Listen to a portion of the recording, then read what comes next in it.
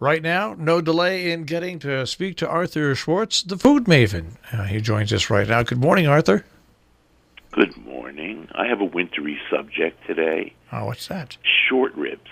Oh. Now, I have cravings, I will have to confess. And I'm on a meat crave lately. And really what I want is grilled meat.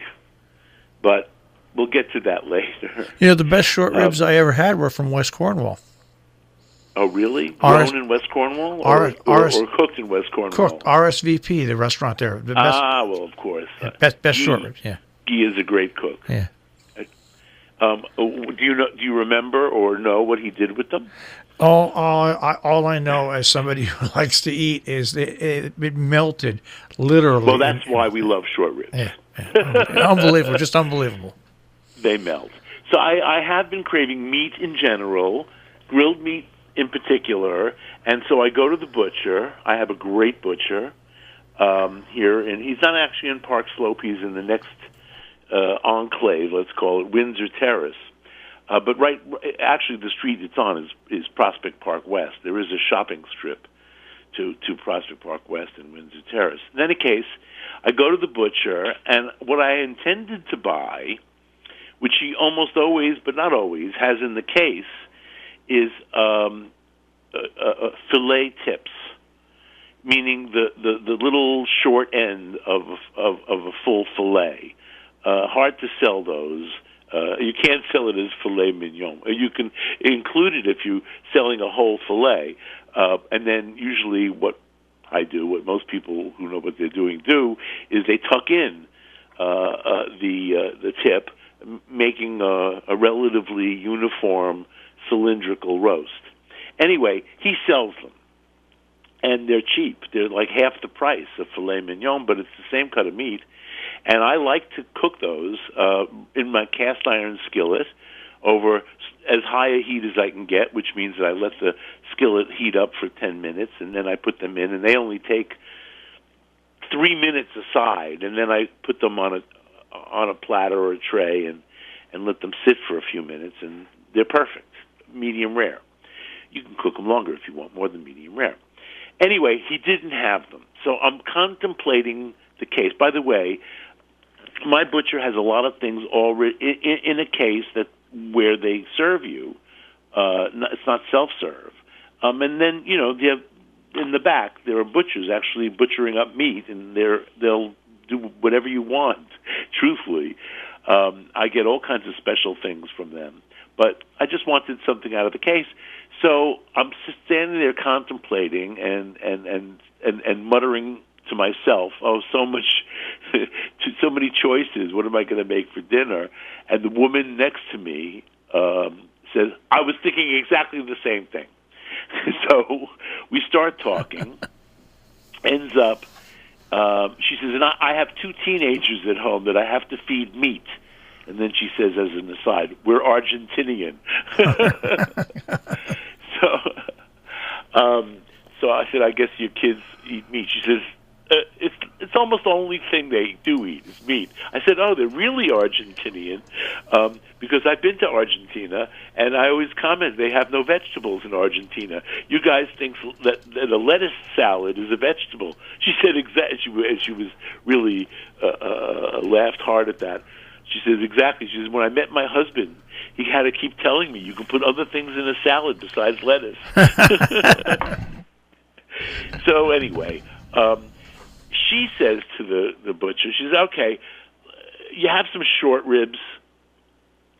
Short ribs. I have had short ribs on my brain for weeks now, but every time I go to the supermarket, I see the short ribs, and they are literally half fat.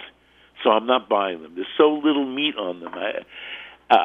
Yes, a lot of the fat melts away, and yes, the meat that's there is going to be super succulent, but, it's $6 a pound between the bone and the fat. Yeah. You're not really getting much meat. So I've been passing them by.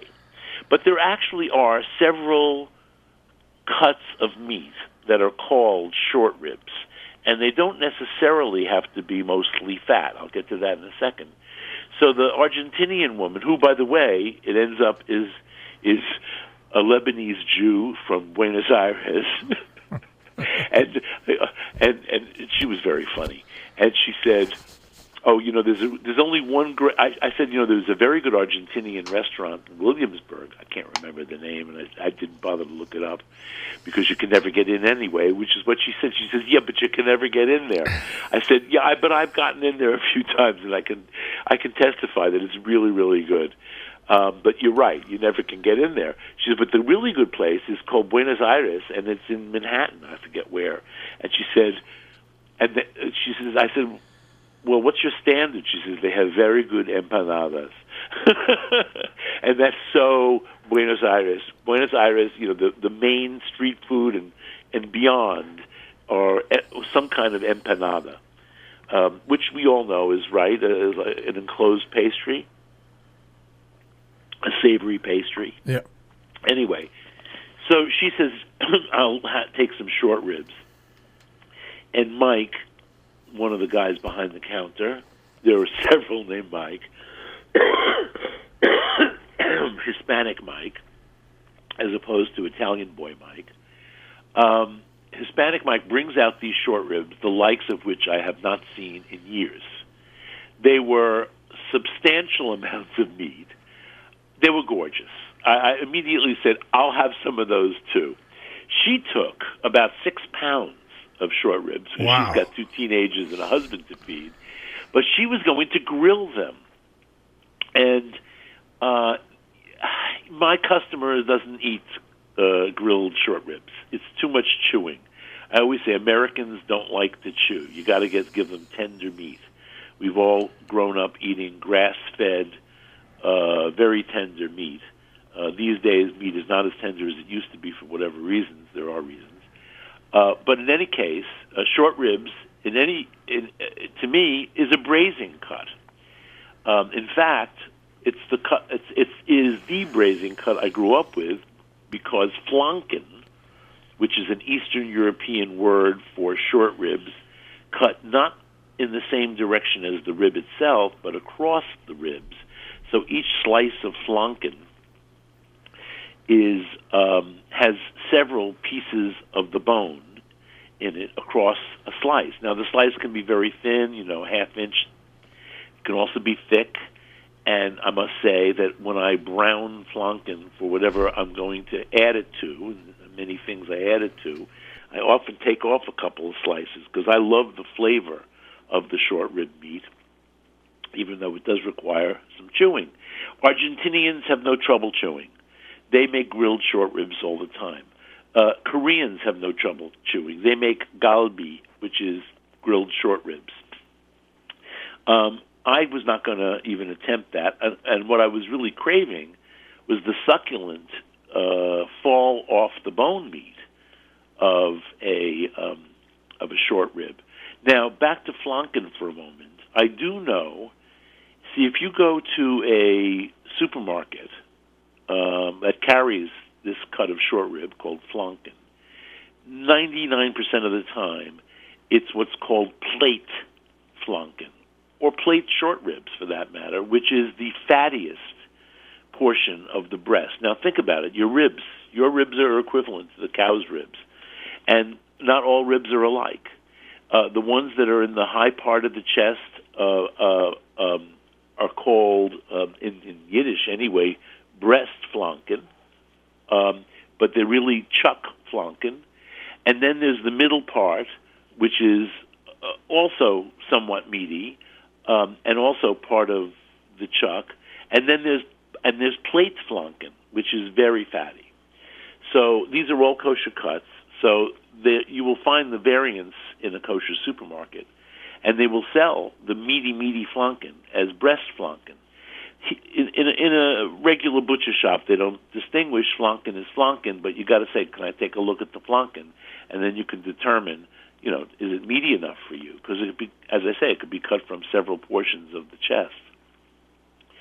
So what am I going to do with the flanken? Because I haven't had it in a long time and I haven't made it in a long time, I decided to go with the most basic possible braise, which is I brown the meat. I did put a skimming of vegetable oil at the bottom of the pan. I did not flour the meat before browning it, but you could dust the meat with flour, shake off the excess, and that will give you a thicker gravy in the end. Mine did not result in a thick gravy. I'm okay with that. But if you like a thickened gravy, this is the time to add the flour when you're browning the meat, because then you will be browning the flour as well and basically creating a brown roux. So brown the meat. I do it on medium-high heat. Don't rush it too much. Don't put too much in the pan at once. I used my largest saute pan because I didn't want the meat to be piled up on top of each other, because that increases the amount of liquid you'd have to add. So I used it's more than a 10-inch. It's more like an 11-inch deep saute pan, with a cover. It's probably my most useful pot. Anyway, I browned the meat in that, and not all together. I had 2.5 pounds of short ribs, which in the end doesn't come out to very much. Anyway, as it browned, I took it out of the pan, and then when it finished browning, I added vegetables. I had already chopped 2 medium-large carrots into half-inch dice, a large onion into half-inch dice, and 2 ribs of celery in half-inch dice. And I took a whole head of garlic, cut off the top to expose the flesh from all the cloves, and put the whole head of garlic in there too. Sauteed all this around for 2 or 3 minutes. Put the meat back in the pot. Added my red wine. Now I'm going to use 2 parts broth to 1 part wine. If you don't have red wine, you can use white wine. If you don't have good beef broth that I did in the refrigerator, you can use canned or boxed broth, or you can use chicken broth. Maybe you have that in the freezer. And what if what if you run a non-alcoholic house? Then just use broth. Okay. And then leave out the wine. All right. But you're going to need for 2.5 pounds of meat. I needed 3 cups of liquid. So 3 cups of broth, or 2 cups of broth and a cup of wine. Okay. So that'll do. You'll be missing a flavor, but there'll be plenty. You'll be missing a note. Yeah, exactly. But that's but just but it's okay. You wouldn't miss it because you don't have to use it. That's right. Okay. It's okay.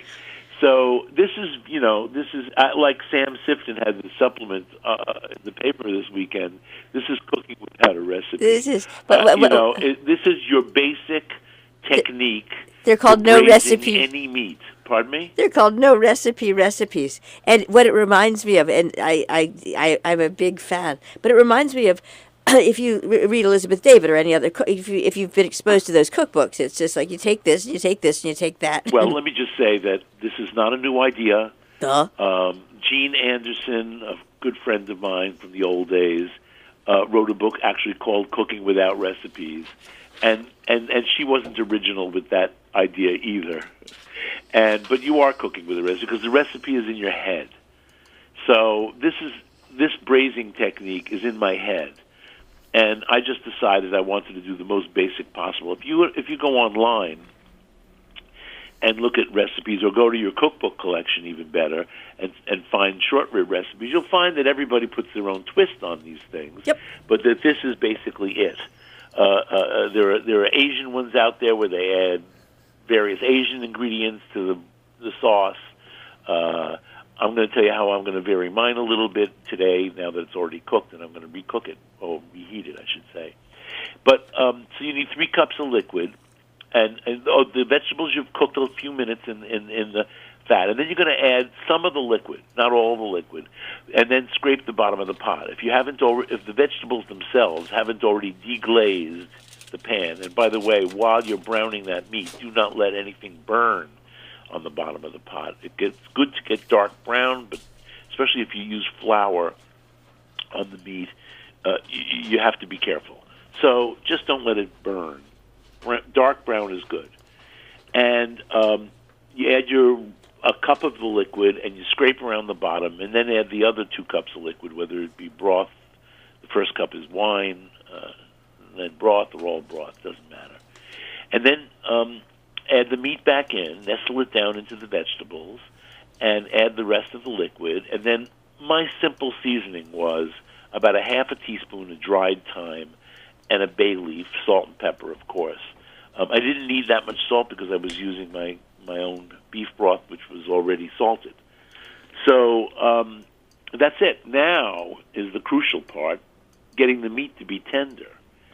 I cook this at 275. I suggest when you're braising meat, to cook it at a very low temperature, 275, and for a very long time. This will break that. This will melt away fat and break connective tissue so that you have really succulent meat. But warning, you can overcook braised meat. You can go from mouth-wateringly tender and succulent to rope.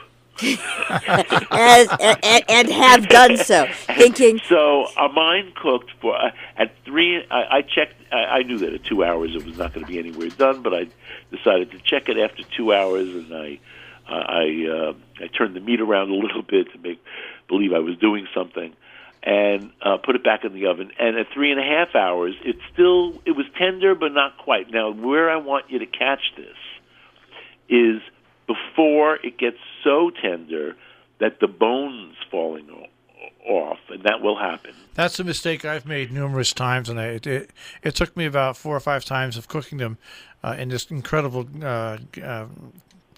cooking pans that Jill gave me to get them so they're still on the bone. Yeah, you're right. Well, this is it. I mean, for presentation purposes, I don't really care about the bone, but I know that some people want to put it on the plate on the bone. Doesn't bother me if it's just a hunk. If it's really good short ribs, with a lot of meat, it's just a big hunk of meat. So mine cooked for 4 hours. And at that point, one of the tiny pieces, the meat did fall off the bone when I poked the fork in, but the rest were in place. I let it cool. I have now refrigerated it overnight. I'll be able to skim off fat now that it's cold. And I'm going to reheat it just until the liquid is liquid. And then I'm going to take the meat out and put it aside while I doctor my gravy. Okay. Now, in this gravy are a lot of vegetables already, and I did pull out the garlic and the head of garlic, and I squeezed whatever was in there into the gravy already. I'm tempted. I read a recipe over the weekend where they said, the vegetables are all spent, so strain them out. I'm not going to do that. I'm actually thinking of possibly pureeing them into the gravy. What Marshall has done?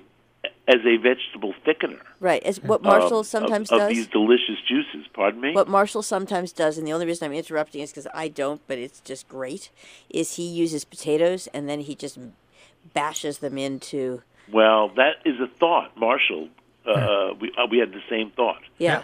But I decided, no, I want to eat polenta today. Well, I would have both. So I'm gonna add a spoon of tomato paste to the gravy.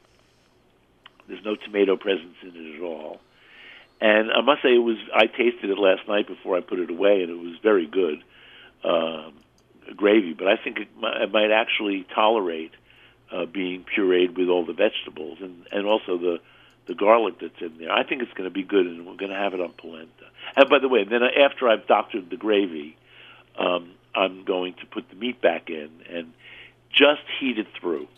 At this point, all it needs to be is heated through. Don't let it simmer. Just heat it gently through, and it will be super succulent meat. Yeah. And you can eat the whole thing with a fork. If it's, you don't even need a knife. It's going to fall off. It's falling apart, succulent, and on top of polenta with gravy. I'm sorry. Could life be better than that? No. No, and that's why. Well, except if you're not in the mood for polenta, in which case you want potatoes. But that's one of the things that happened when I went with Jill when she took me to RSVP and they brought out the short ribs. My God, it was just like I had died and gone to heaven. Maybe I need to go eat Guy's food. Guy, I have to say, makes the best. What is it called? Is it tartare? Tartare. Oh, the tartare Ever. Yeah. Yeah. I don't know if he still makes it regularly at the restaurant, but I bet you if you requested it, he'd make one for you. It's really the best tarte tatin, which, if you don't know what that is, it's an upside-down caramelized apple tart. Yep. It did, and the great thing about Guy is, I think, he basically learned to cook with his grandmother. And we all did. Well, no, we all didn't, sadly. No, I'm not talking about we. Except for the kids who go to culinary school and know nothing. Right. So anyway, but I want to go back to meat for a minute, because it ends up the Argentinian woman, who's really Lebanese Jew. We joked about that. Buenos Aires is the only place where Nazis live next door to Jews. They're both escaping the same government. Yep. Anyway, she also bought, and I followed suit, hanger steak. Now, I don't usually cook hanger steak. I'm not sure why. I love skirt steak, but skirt steak has become insanely expensive. In my butcher, skirt steak was only $1 a pound cheaper than filet mignon. I blame this on all the people who eat fajitas, because when I was a kid, skirt steak was cheap steak. So I said to her, well, I usually cook. By the way, they're both muscles of the diaphragm. The hanger steak is the short muscle, and the skirt steak is the long muscle. And they have similar texture. It's very grainy meat, very well marbled. The reason hanger steak is called hanger steak is because it's a muscle that hangs between the lungs, in the chest cavity, and there's only one of it. Almost every other cut of meat, there's two in the animal, but a hanger steak, there's only one. And it was also called butcher's tenderloin when I was a kid, because that was the cut that butchers took home for themselves. It was also, at a kosher butcher, a very popular, and still is a popular meat for ground beef. So the Argentinian woman says, I'm also buying hanger steak because my kids, they're Argentinian. They have to have a lot of meat. So I guess one day she was going to grill. Oh, no, she was grilling everything. So she probably has she lives in Park Slope. She probably has a backyard with a barbecue. In any case, I bought the hanger steak, and I bought too much hanger steak. So we're going to eat hanger steak again today, but it's great. At least my butcher's hanger steak is great. And I've turned back on to hanger steak, which was only $11 a pound as compared to $20 a pound or $21 a pound for the, believe it or not, for a skirt steak. So I don't have the facility to grill anything. I don't even have an outside exhaust over my stove. When I grill something in my kitchen, I have to open the kitchen window from the top so the smoke goes out and put on the stupid fan over the stove. But even that doesn't really do the job, but I do it anyway. And what I do is I bring my black iron skillet to the hottest point possible, which means let it keep going, let it keep on high, preheating on high heat until the pan is literally smoking. And then I put the hanger steak in, and it only needed, like my fillet tips, 3 minutes per side. And then I let it stand for 3 or 4 minutes, and it's perfect. Medium rare. Could be the thinner piece could be a little medium, whereas the thicker piece will be more medium rare, which is to my liking. And it was reasonably tender. No complaints from the non-chewing American. And I didn't have to season it with anything but salt and pepper, which is what I wanted. I just wanted plain grilled meat. What did we have? Oh, we had good vegetables that night. I was just going to ask. Yeah. No, because flank steak, which is not skirt steak. Flank steak is super duper lean. And flank steak, right? It doesn't. Flank steak is skirt steak, hanger steak is used for steak frite, but flank steak. Yes, hanger steak. Yes, it is. L'anglais in French. L'anglais. L'anglais. But If you see l'anglais on the menu, it's hanger steak. Right. Very, very popular cut because it's not inexpensive, but it's not super duper right, expensive, exactly. right? Although the other day in my supermarket, I don't trust the supermarket's meat, but the other day in my supermarket, there were club steaks, which is basically ribeye. But ribeye today is a new name for. Is that what that is? Anyway, okay. it's a boneless rib steak. A club steak is a boneless rib steak, and they were cut thick, and they were only $11 a pound. Which given the good chop meat is $5 a pound, a steak $11 a pound. Go to a restaurant in New York, you have to figure a minimum $50 a person just for the meat. Yeah, it's pretty amazing. In a steakhouse. Yep. We went to a steakhouse that I've been dying to go to. It was several weeks ago. I don't think I mentioned it, but anyway, not important. But that's what it was, and I thought it was inexpensive. It was $100, $99 for a steak for two. That was a great steak. So that's about minimum you're going to pay. So when you think about that, if you have the facility to make it yourself, and if I buy a very thick rib steak or whatever kind of steak, very thick, I like them thick. I do the 3 minutes sear on top of the stove, and then I put it in a 450, 500 degree oven for 5 minutes, and that finishes off the cooking perfectly.